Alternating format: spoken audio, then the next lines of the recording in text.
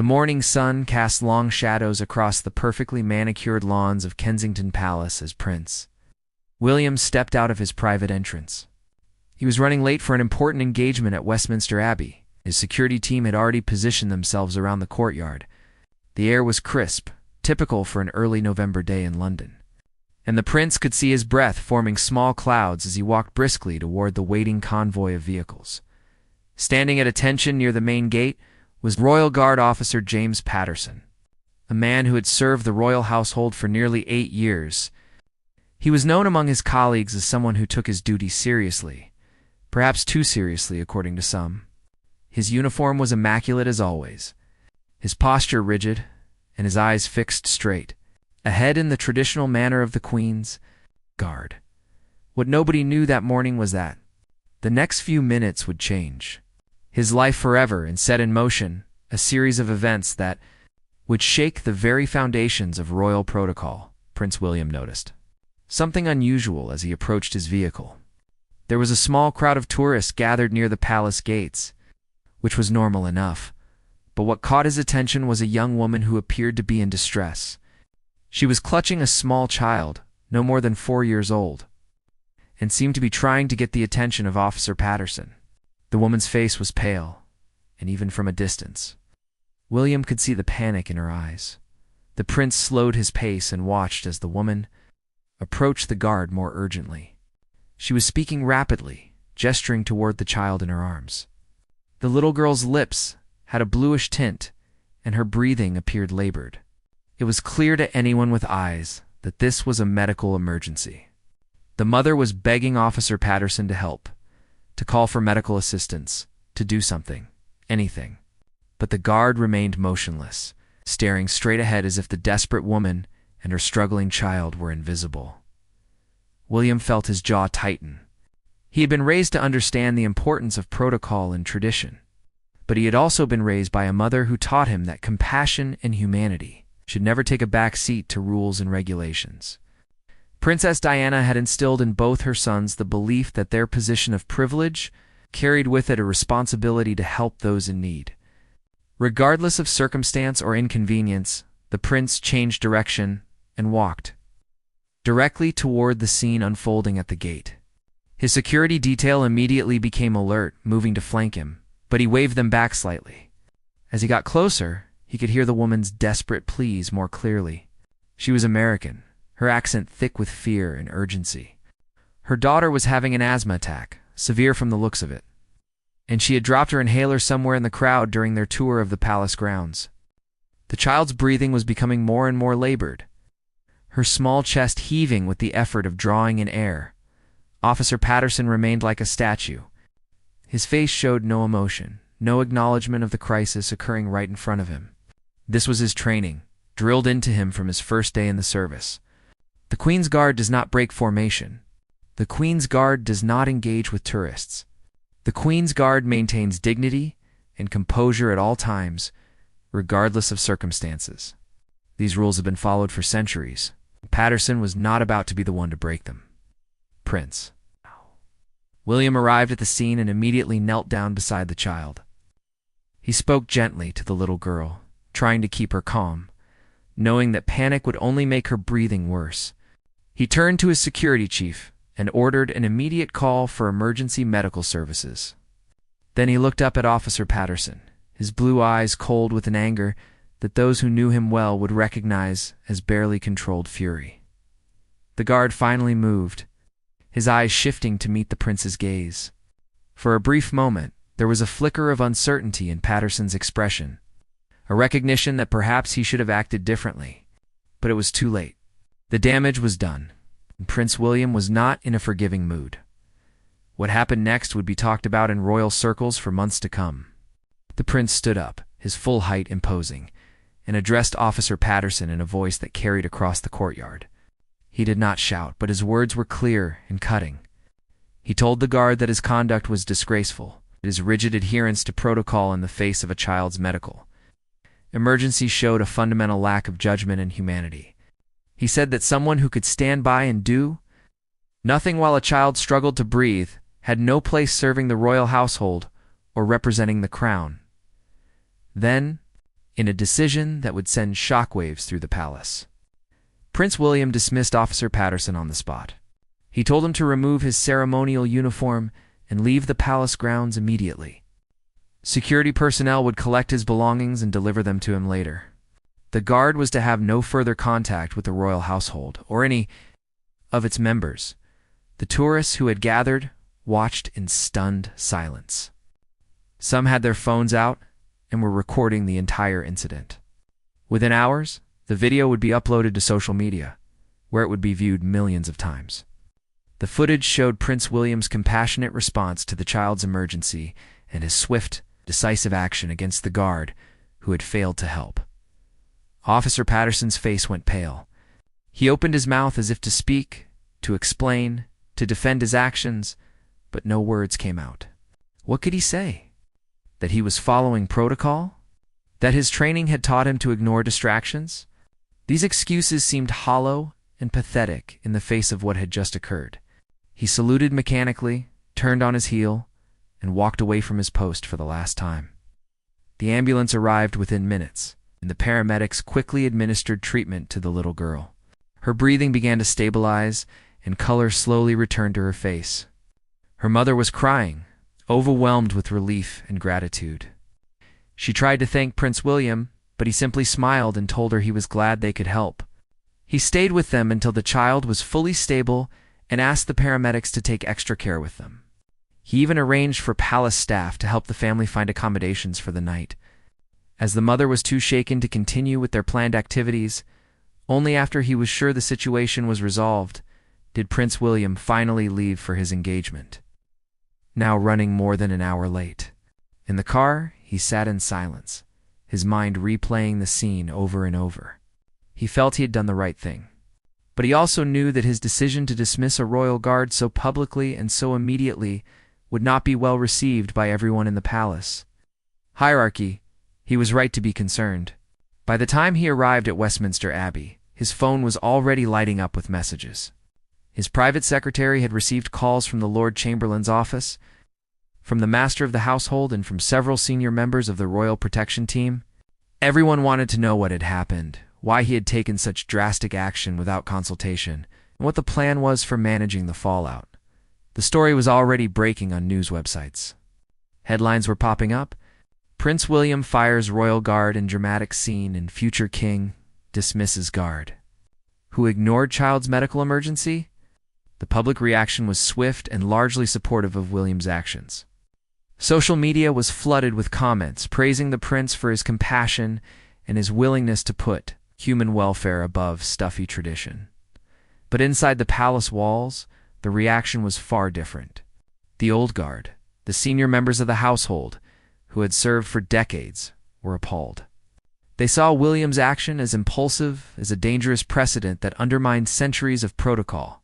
The Queen's Guard had always operated under specific rules that had been developed and refined over generations. To dismiss a guard for following those rules, even in an unusual circumstance, seemed to them like an attack on the very institution they had devoted their lives to protecting. An emergency meeting was called for that evening. Prince William was requested to attend, along with senior household staff, representatives from the Royal Protection Unit, and several advisors. The atmosphere in the meeting room was tense from the moment everyone took their seats. William could feel the disapproval radiating from several of the older staff members, their faces set in expressions of stern disappointment. The Lord Chamberlain spoke first, his voice measured but clearly concerned. He acknowledged that the situation with the child was unfortunate, but he questioned whether such drastic action against Officer Patterson was warranted. He pointed out that the guard was simply following his training, that he was doing what he had been taught to do. He suggested that perhaps a private reprimand would have been more appropriate, something that could have been handled internally without public spectacle. Others chimed in with similar sentiments. They worried about the precedent this set. Would guards now be expected to break protocol anytime someone claimed an emergency? How would they distinguish between genuine crises and elaborate schemes by those who might wish to harm the royal family? The protocols existed for a reason, they argued. Security could not be compromised simply because it seemed harsh in a particular moment. Prince William listened to all of this with growing frustration. He understood their concerns about security and protocol, but he could not accept the idea that a child's life should be less important than maintaining an image. He finally spoke, his voice calm but firm. He pointed out that any reasonable person would have recognized the medical emergency and taken appropriate action. Calling for help did not require breaking formation or abandoning one's post. A simple radio call to palace security could have brought medical assistance within seconds. He went on to say that if the royal household had reached a point where guards were so rigidly bound by protocol that they could not respond to a medical emergency involving a child, then perhaps it was time to re-examine those protocols. The crown was supposed to serve the people, not ignore them in their hour of need. What kind of message did it send when a representative of the royal family stood by and did nothing while a child struggled to breathe? The debate continued late into the evening. Some supported William's position, particularly the younger staff members who felt the royal household needed to modernize and become more responsive to public expectations. Others remained firmly opposed, seeing the entire incident as a regrettable breach of tradition that would only encourage further erosion of royal dignity and security. By the time the meeting ended, no clear resolution had been reached. Prince William left feeling frustrated and somewhat isolated. He knew his father, then Prince Charles, would hear about this and would likely have his own opinions on the matter. He also knew that his grandmother, the Queen, would eventually need to be briefed on the situation. The thought of explaining his actions to her filled him with a complex mix of emotions. He respected her deeply and valued her wisdom, but he also knew she was very traditional in her views about royal protocol. As William finally returned to his private quarters that night, he found Catherine waiting for him. She had heard about the incident and had been following the news coverage throughout the day. She came to him immediately, wrapping her arms around him in a supportive embrace. They talked for hours about what had happened, about the reaction from the palace staff, about the overwhelming public support, and about the doubts and concerns that were swirling in William's mind. Catherine reminded him of why he had acted as he did. She told him that their children, George, Charlotte, and Louis, would one day hear about this incident and would judge him by his actions.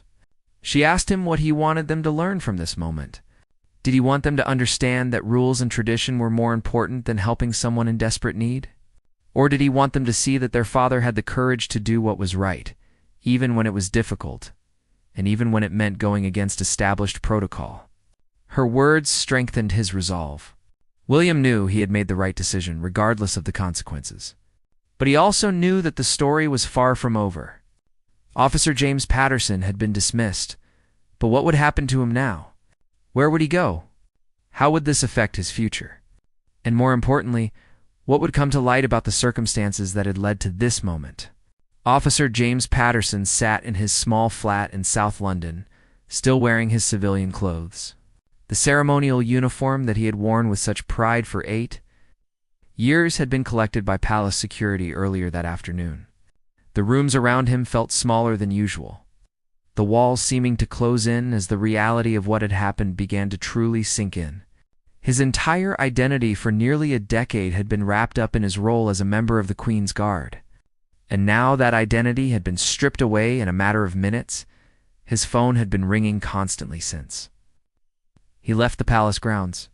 News reporters wanted comments, old friends and colleagues were calling to check on him, and his mother had left 7 increasingly worried voicemails. He had not answered any of them. What could he possibly say? How could he explain that he had been dismissed by the future king himself for doing exactly what he had been trained to do? Patterson replayed the scene in his mind for the 100th time. The woman with the child, the panic in her voice, the way the little girl had struggled for breath.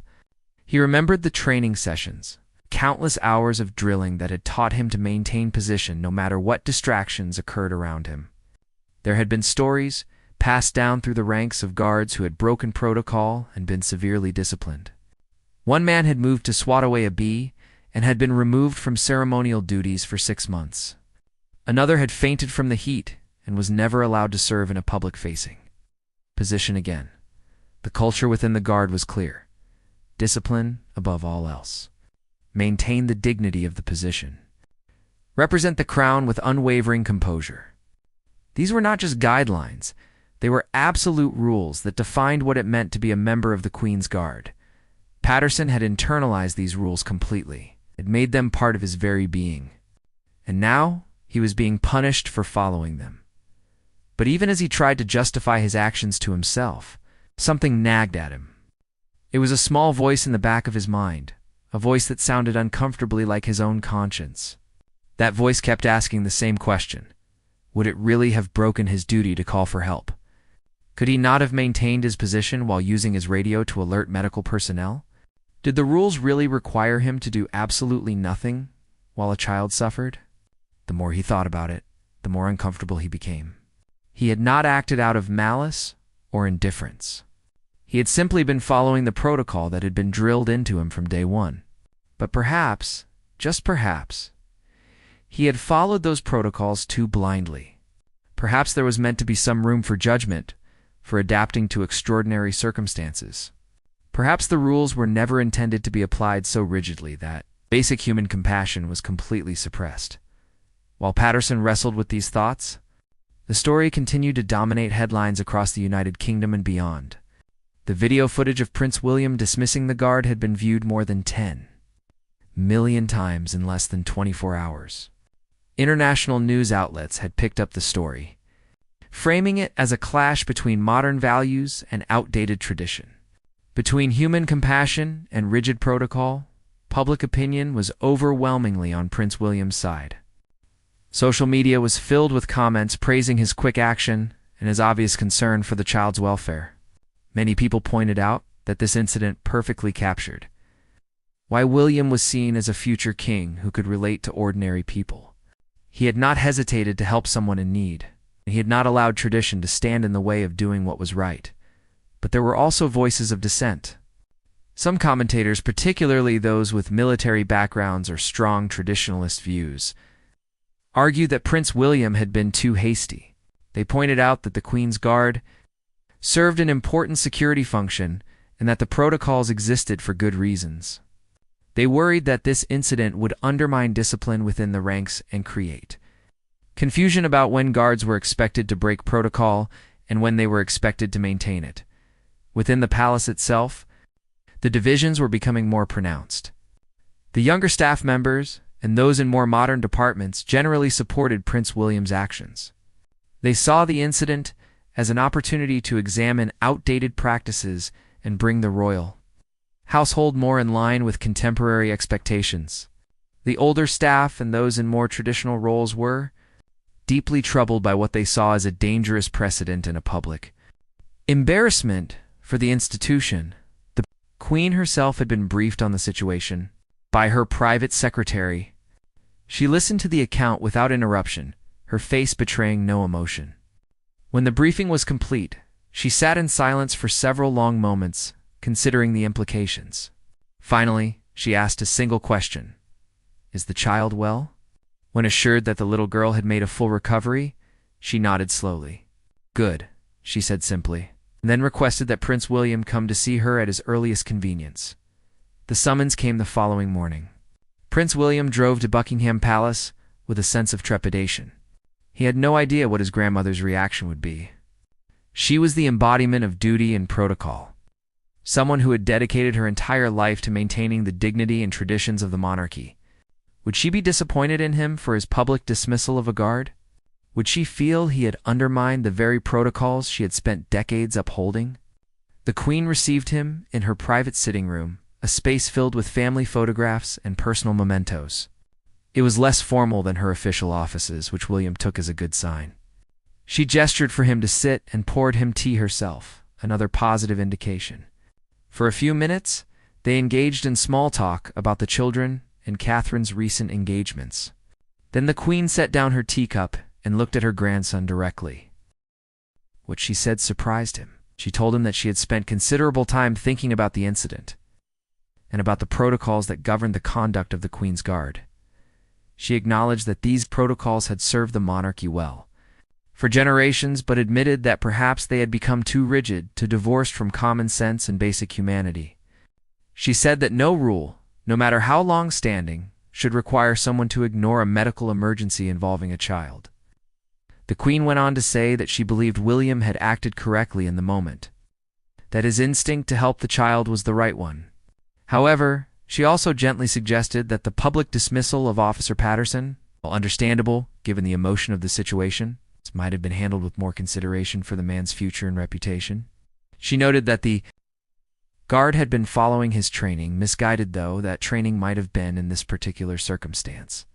This conversation weighed heavily on Prince William's mind as he left Buckingham Palace. His grandmother had supported his core decision, but had also made him think more carefully about the consequences for James Patterson. The man's career was now in ruins, his reputation damaged, and his future uncertain. While William still believed that dismissal had been warranted, he began to wonder if there was more to the story. If perhaps the fault lay not entirely with Patterson himself, but with a system that had trained him to suppress his humanity in service of protocol. William decided to take an unusual step. He requested that his private secretary arrange a discreet investigation into the training and protocols of the Queen's Guard, particularly regarding how guards were expected to handle emergency situations. He wanted to understand exactly what Patterson had been taught, and whether other guards were operating under the same misguided instructions. What the investigation revealed was deeply troubling. The training materials for the Queen's Guard had not been substantially updated in more than 30 years. The protocols were based on security concerns and traditions that dated back to a very different era.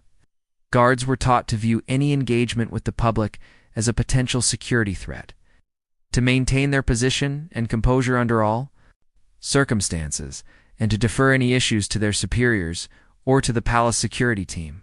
More disturbingly, the investigation found that several other guards had been in similar situations over the years. There were reports of guards who had stood immobile while tourists suffered heat stroke, while elderly visitors had fallen and injured themselves, and in one case, while a person had a seizure just feet away from a guard's post. These incidents had been handled quietly, with the guards being told that they had acted correctly by maintaining protocol. No one had thought to question whether the protocols themselves might be flawed.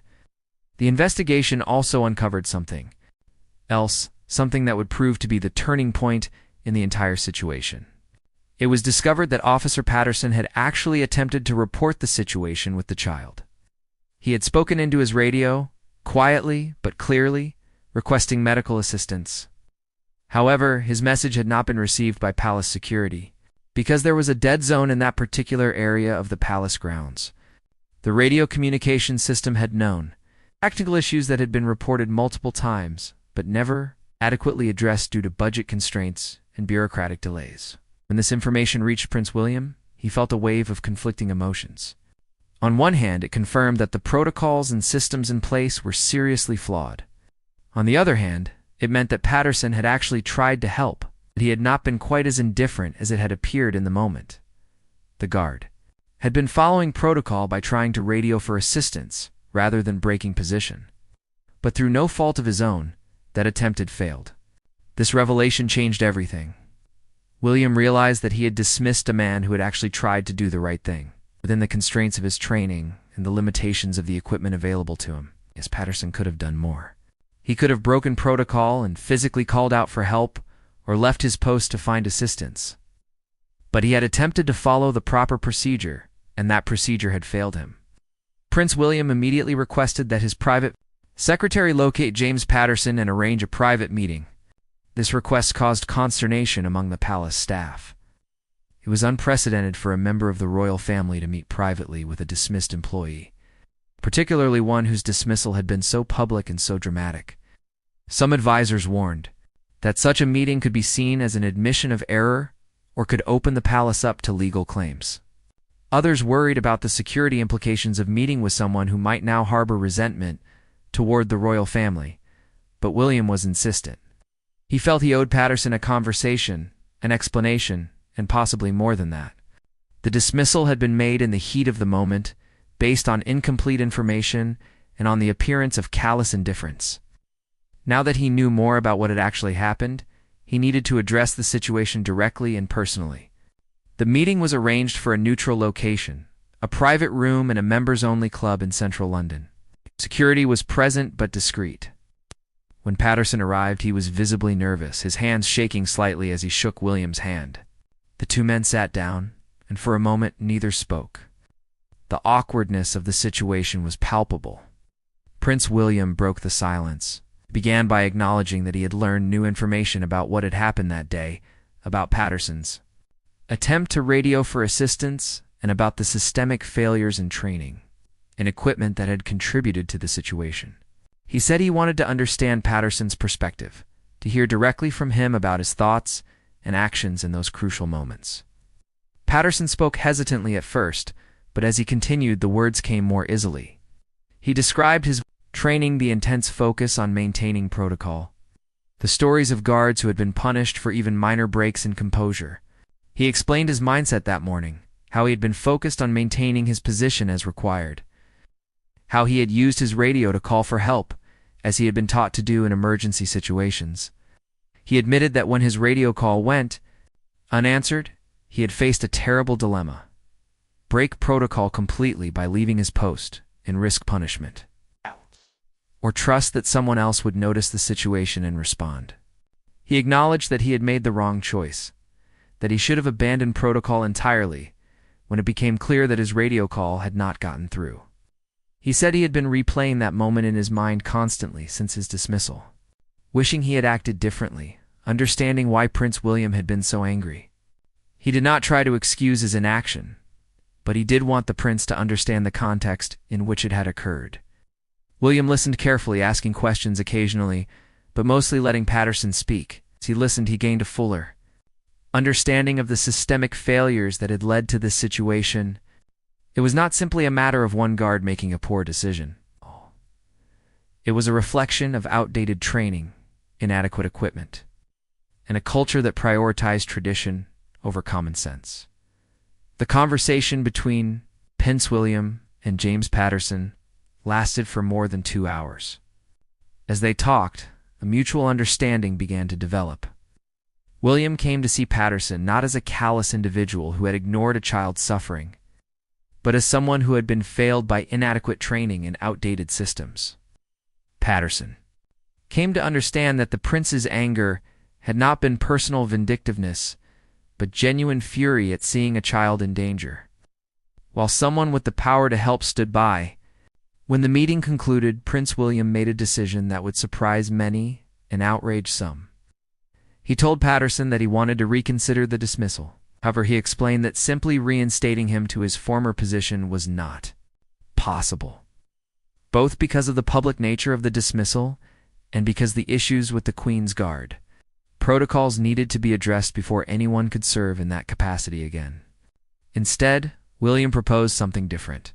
He offered Patterson a new position within the royal household, one that would involve working with the security protocol teams to completely overhaul the training and procedures for the Queen's Guard. Patterson would use his experience and his understanding of the current system to help develop new protocols that balanced security concerns with common sense and basic humanity. It would be a way for him to turn this terrible incident into something positive, to ensure that no future guard would face the same impossible situation he had faced. Patterson was stunned by the offer. He had come to the meeting expecting, at best, a formal explanation of why his dismissal would stand. He had prepared himself for the reality that his career in royal service was over. The possibility of returning to the palace, even in a different capacity, had not occurred to him. He asked for time to think about it, and William agreed, giving him a week to make his decision. As Patterson left the meeting, his mind was swirling with conflicting thoughts. Part of him wanted to accept immediately, to have a chance to continue serving and to make a real difference in how the Guard operated. But another part of him wondered if this was truly the right path, or if it was just William trying to ease his own conscience about the public dismissal. He also worried about how other guards would react to him, turning in a role that essentially involved criticizing and changing the system they had all been trained in. While Patterson deliberated, Prince William turned his attention to the broader issues the incident had revealed. He convened a series of meetings with senior household staff, security personnel, and external consultants who specialized in organizational culture and protocol reform. The goal was not just to fix the immediate problems with the Queen's Guard, but to examine whether other areas of royal protocol had become similarly disconnected from reality and common decency. What these meetings revealed was uncomfortable for many of those involved. The investigation into the Queen's Guard protocols had opened a Pandora's box of outdated practices and policies across the entire royal household. There were rules about how staff members could and could not interact with royal family members that seemed designed to dehumanize both parties. There were protocols for public events that prioritized image and tradition over the safety and comfort of attendees. There were guidelines for dealing with the press and public that had not been meaningfully updated since before the internet existed. Perhaps most troubling was the discovery of a pervasive culture of that is how we have always done it, that discouraged questioning or innovation.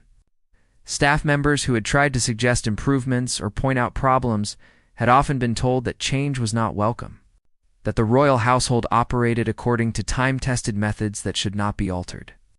This culture had created an environment where even obvious problems persisted for years or decades. Because no one felt empowered to challenge the status quo, one senior staff member, who had worked at the palace for more than 30 years, admitted in one of these meetings that he had known about the radio communication dead zones for at least 5 years. He had mentioned it in several reports but had been told that the cost of upgrading the system was not justified and that guards should simply use their judgment to move to areas with better reception if they needed to make an important call.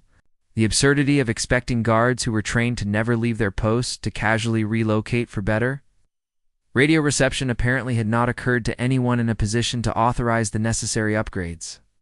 As these revelations piled up, the mood within the palace shifted. The older guard, who had initially been outraged at Prince William's treatment of Officer Patterson, began to feel a different kind of shame. They started to recognize that the incident at the gate was not an isolated failure, but a symptom of much deeper systemic problems.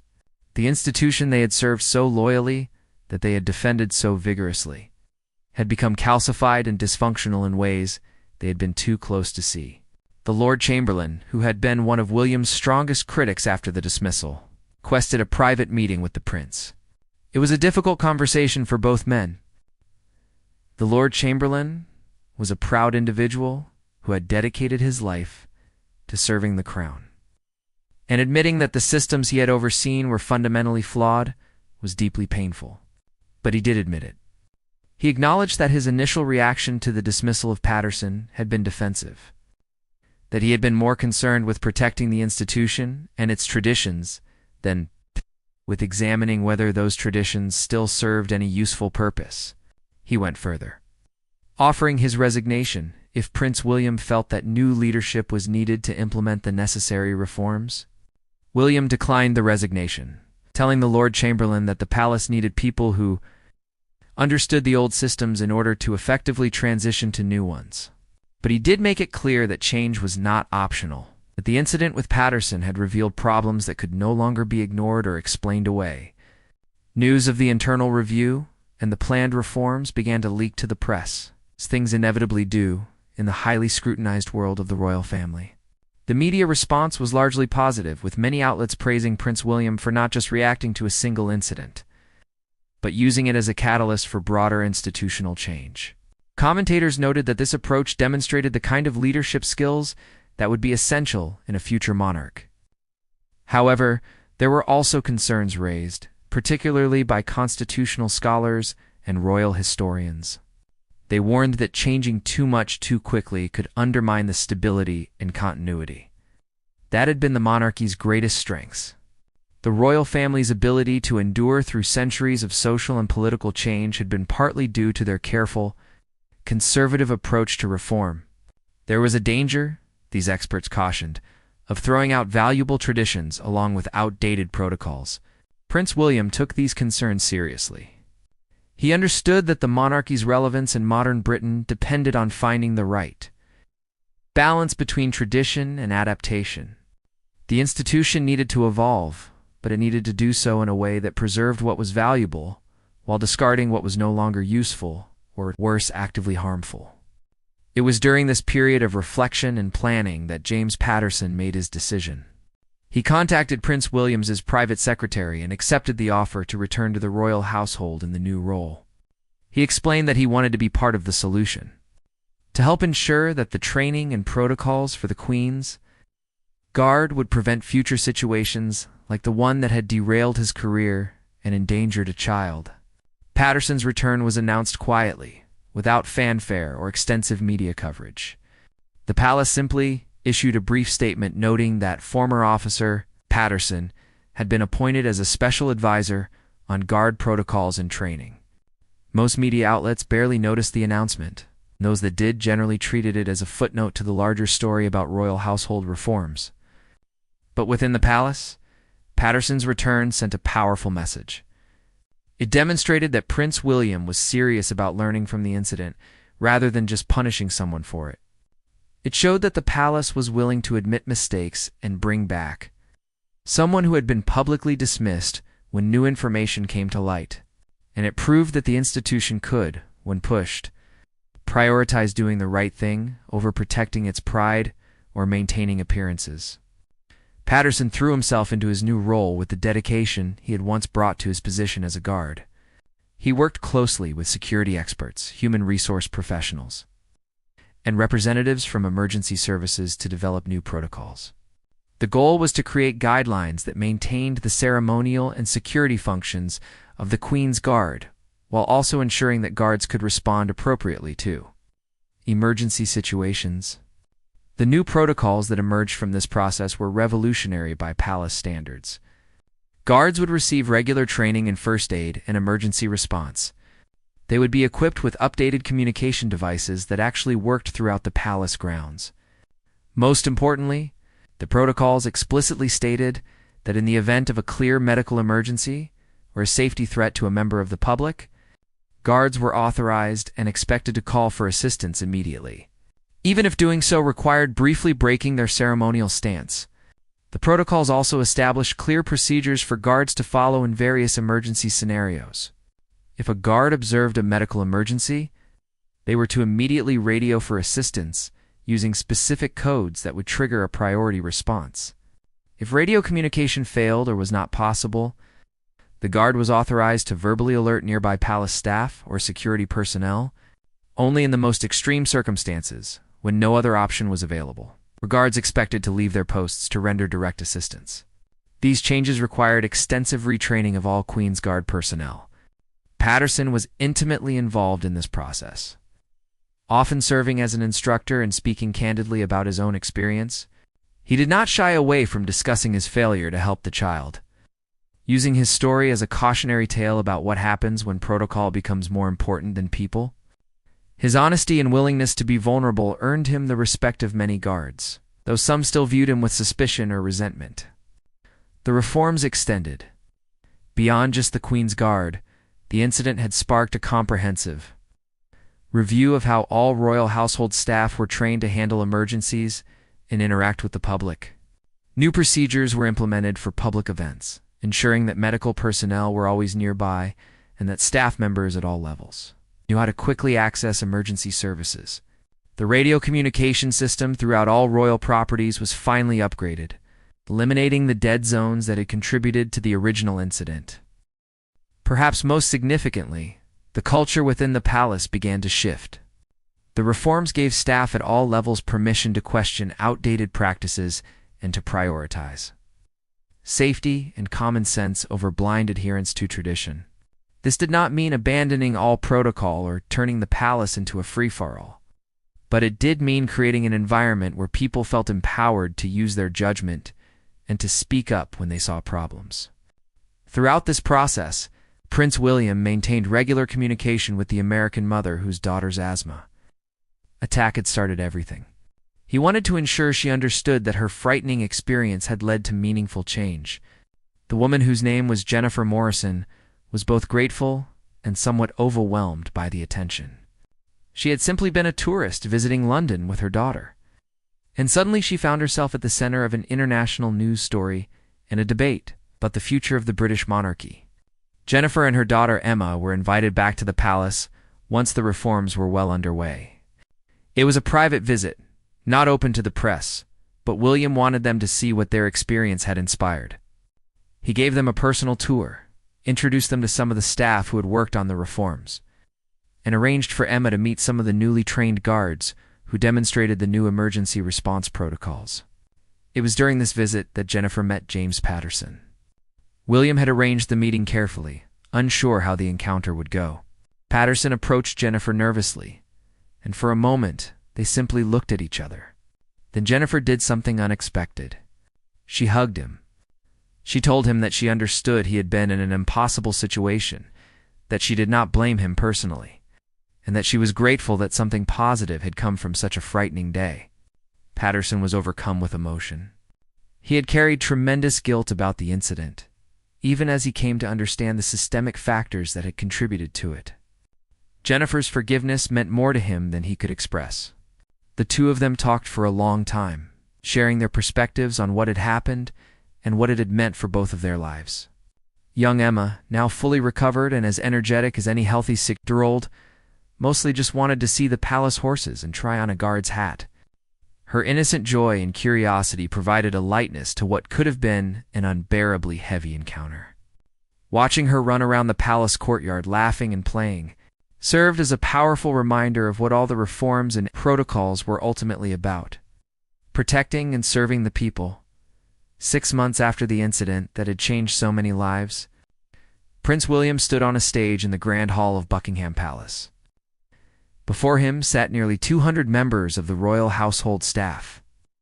From senior advisors to junior assistants, from ceremonial guards to maintenance workers, he had called this unprecedented all-staff meeting to mark the completion of the protocol reform project and to reflect on what the process had revealed about the institution they all served. The atmosphere in the room was a mix of anticipation and nervousness. Many of those present had been deeply affected by the reforms, some positively and others less so. There were staff members who had embraced the changes enthusiastically, grateful for the opportunity to modernize outdated practices. There were others who still mourned what they saw as the loss of important traditions and the erosion of royal dignity. Most fell somewhere in between. Recognizing the need for change while feeling nostalgic for the old ways, Prince William began his remarks. By acknowledging the difficulty of the past 6 months, he recognized that change was uncomfortable, that questioning long-held beliefs and practices required courage and humility. He thanked the staff members who had participated in the reform process, particularly those like James Patterson, who had been willing to share painful experiences in order to help prevent similar failures in the future. Then he said something that surprised many in the room. He admitted that his initial reaction on the day of the incident had been imperfect. Yes, he stood by his decision to dismiss Officer Patterson in the moment. Given the information he had at the time and the urgency of the situation, but he acknowledged that he had learned since then about the complexity of the circumstances and about his own responsibility as a leader to dig deeper before making final judgments about people and situations. He spoke candidly about the shame that the royal household should feel, not because of any single individual's actions, but because they had collectively created and maintained systems that placed protocol above people. He said that the institution's greatest shame was not the incident with the guard and the child, but the fact that it had taken such a public and dramatic event to force an examination of practices that should have been questioned in reformed years. Earlier, this acknowledgement of institutional shame was groundbreaking. Royal family members, particularly those in line to the throne, rarely admitted to mistakes or failures so openly. The culture of the monarchy had always been to project an image of certainty and dignity, to suggest that the institution was above reproach. William was deliberately breaking that mold, modeling a different kind of leadership that valued honesty and accountability over appearances. He went on to outline the specific changes that had been implemented.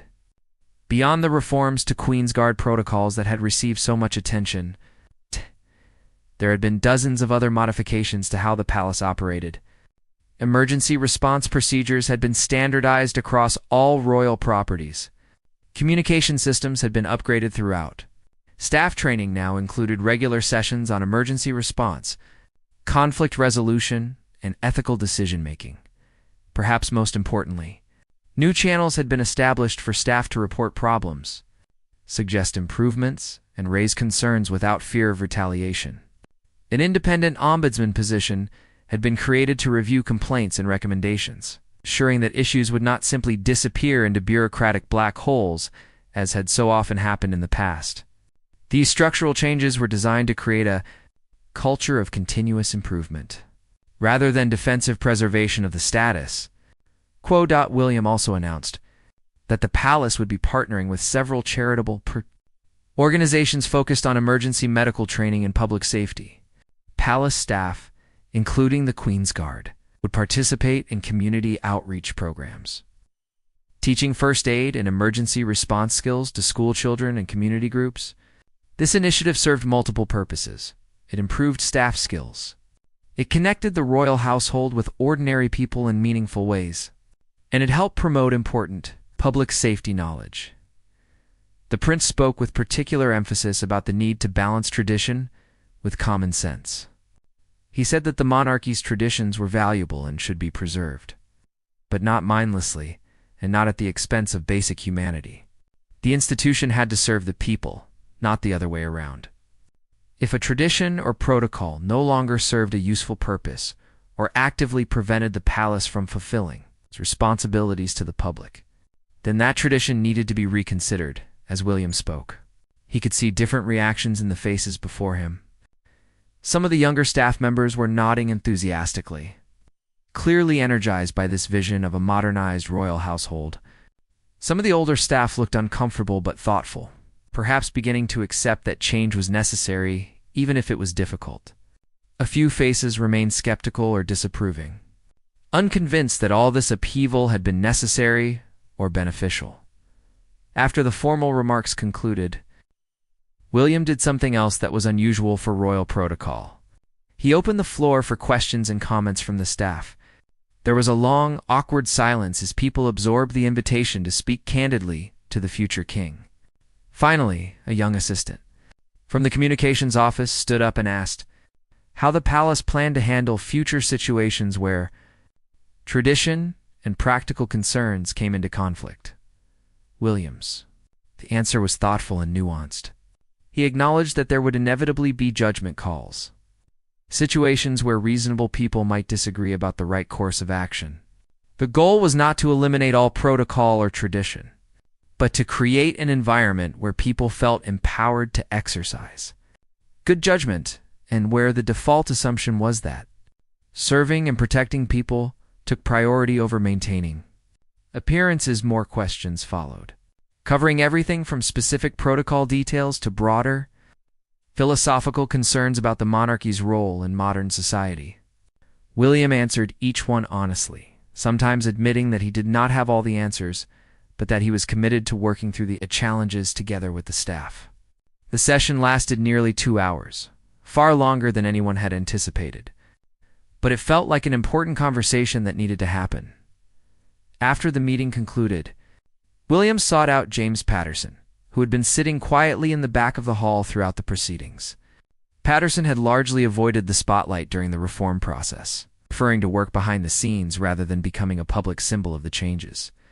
But William wanted to acknowledge him directly and publicly within the palace community. The two men spoke briefly, and then William made an announcement that caught everyone's attention. He declared that Patterson would be awarded a commendation for his work on the protocol reforms and his dedication to improving the safety and responsiveness of the royal household. It was an extraordinary gesture, honoring someone who had been publicly dismissed just months earlier. The message was clear. People could make mistakes, systems could fail, but with honesty, hard work, and a commitment to improvement, redemption was possible.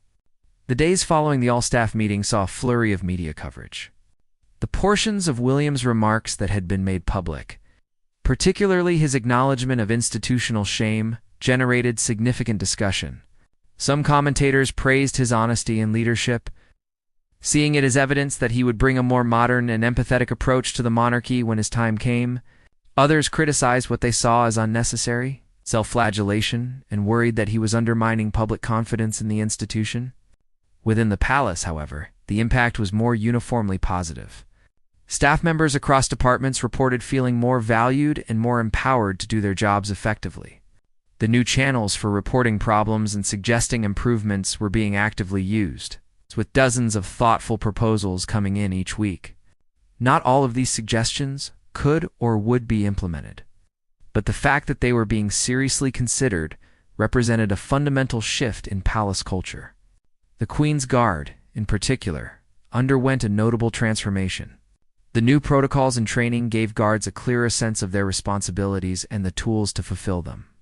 Morale improved as guards felt less like rigid statues, performing a ceremonial function and more like professional security personnel who also happened to perform ceremonial duties.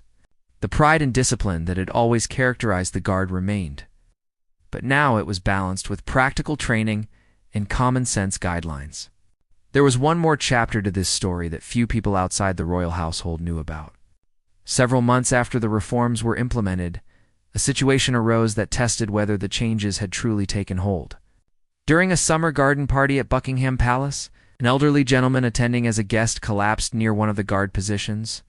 The guard on duty, a young man named Thomas Wright, who had been among the first to complete the new training, immediately sprang into action.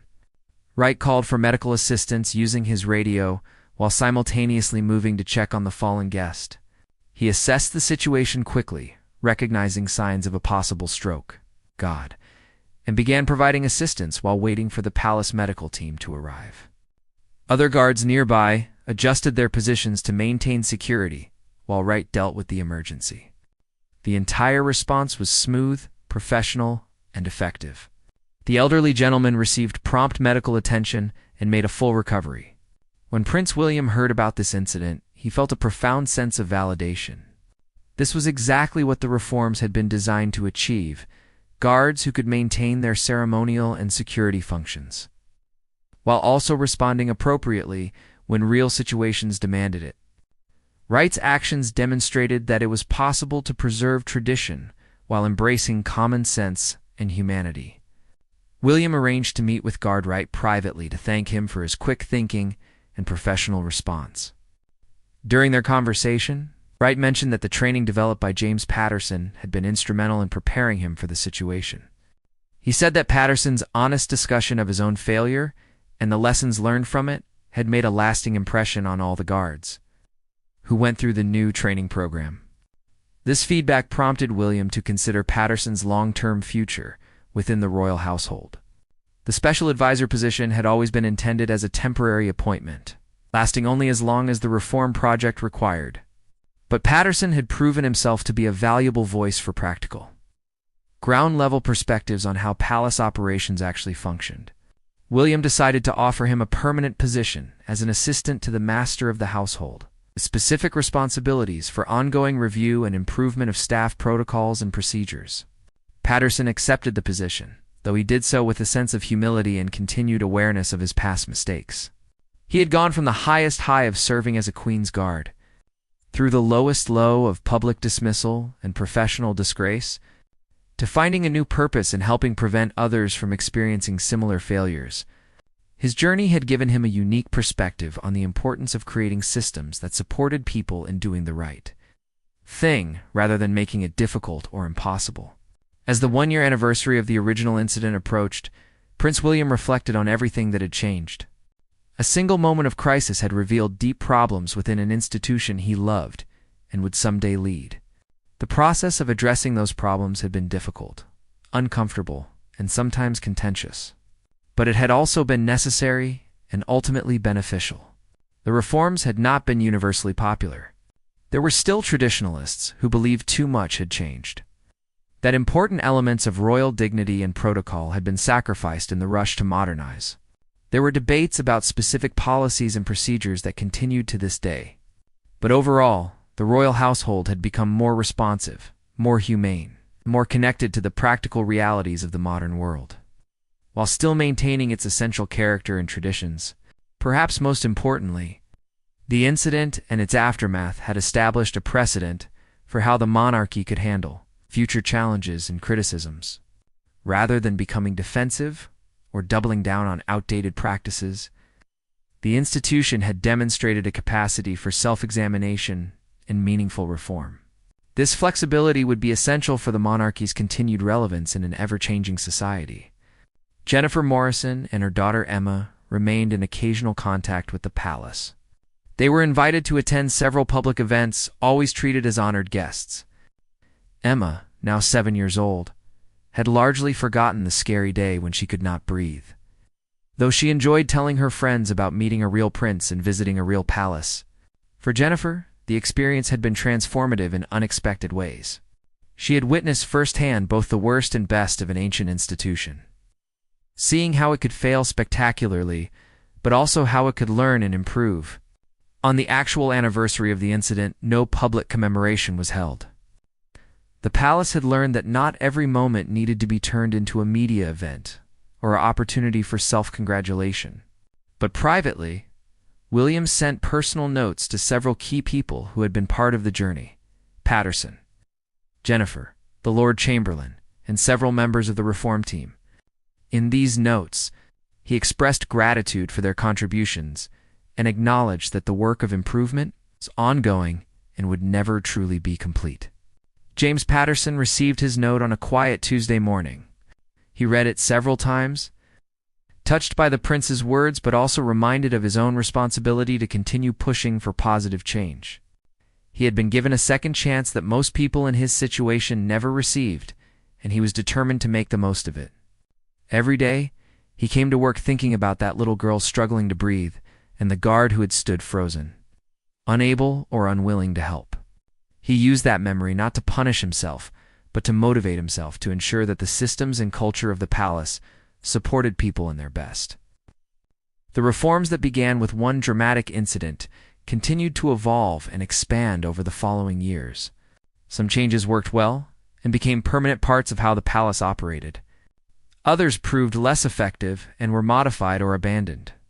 But the most important change was not any specific policy or procedure. It was the establishment of a culture that valued continuous improvement, that was willing to question assumptions, and that never forgot that the ultimate purpose of the monarchy is to serve the people of the United Kingdom and the Commonwealth. Prince William learned lessons from this experience that would shape his approach to leadership for the rest of his life. He learned that quick judgments, even when understandable in the moment, needed to be followed by deeper investigation and reflection. He learned that systemic problems required systemic solutions, not just individual accountability. He learned that admitting mistakes and showing vulnerability could be signs of strength rather than weakness. And he learned that meaningful change required patience, persistence, and a willingness to work through resistance and discomfort. The incident of the dismissed guard became part of royal history, a story that would be told and analyzed for years to come. Some would remember it as an example of compassionate leadership triumphing over rigid tradition. Others would see it as a cautionary tale about the dangers of hasty decisions and public confrontations.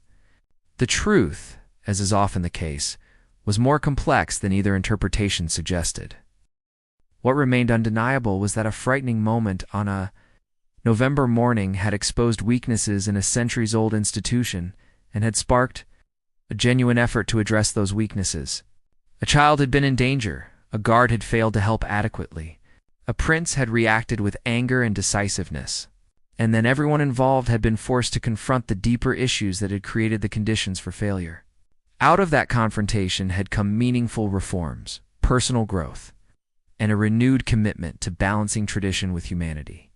The royal household would continue to face challenges and criticisms. No institution, no matter how reformed, could be perfect or could anticipate every future problem. But what had changed was the willingness to acknowledge imperfection, to learn from failures, and to adapt when necessary. The shame that Prince William had spoken about at the all-staff meeting was real, but it had been transformed from a source of defensiveness and denial into a catalyst for positive change. That transformation, more than any specific policy reform, was the true legacy of the day a royal guard was dismissed and what followed.